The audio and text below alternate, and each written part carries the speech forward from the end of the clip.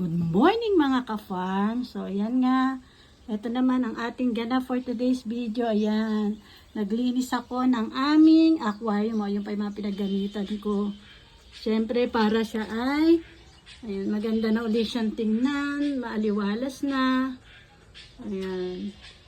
Kasi isa sa mga tawag dito, isa rin sa mga stress reliever namin dito pag pagod. Ayan, tingnan ang aming aquarium. So, medyo maliit pa yung mga isda namin. Ayan. Actually, kabibili lang yan. Kasi actually, yan yung janitor fish namin, 4 yan. Namatay yung 3, isa na lang ang natira. Ganon din yung aming mga fish. Ayan. Kaya, ayan, maliliit pa sila. Kasi kababago lang yan dahil nga namatay. Kasi kapag gabi, ang daming gamo-gamo dito. Kaya, yun. Jandy, anak, pakipatay mo yung gripo. Ayan, oh. Jandy! Patay mo yung gripo, anak. Ayan, nutusan ko yung yung panganay na patayin yung gripo. Ayan siya.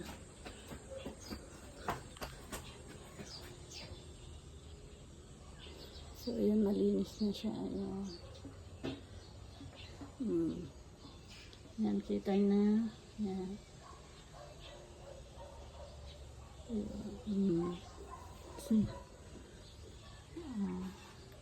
Hindi nga ako makapunta sa LTO. Dapat kukunin ko yung card ko sa LTO. Kaya lang, busy pa si Lalabs. Hindi niya pa ako masamahan. Kaya, ayun. Ito naman ang aking ganap for today's nga. Ayan. In-schedule ko yan. Ay, sabi ko sa inyo, lagi may schedule kami sa amin. Ginagawa. Ay, ang sarap naman. O, ayan, siyempre. Opo, ayan, o. Look at this. Siyempre, napagod. Siyempre, ang aking si mother. Aking mahal na biyan ng babae, si mother. There is, ayan, pinagdala na naman niya ako ng fresh na buko juice. Ayan.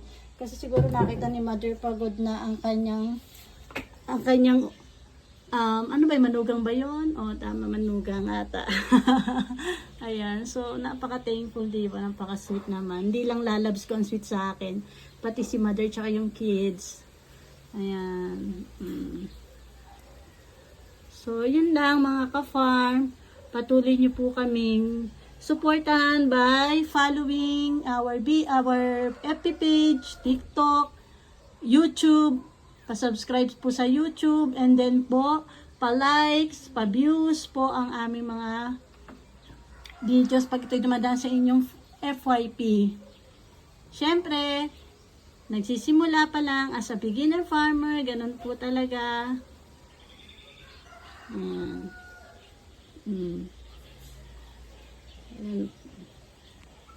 So, ayan, linis aquarium for today's activity is done. Ayan. Kailangan po talaga lagi may time management, may time schedule kami everyday. Kasi ang dami-dami talagang gawain every morning. From 6 o'clock nagigising kami up to 6 ng hapon.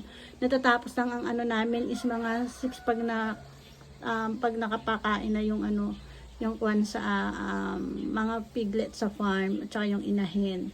So, actually, ang taga 7 o'clock, tsaka yung 1 o'clock. Ayun lang. So, ganun ka-busy. Bye! Thank you for watching our videos! Bye mga ka-farm!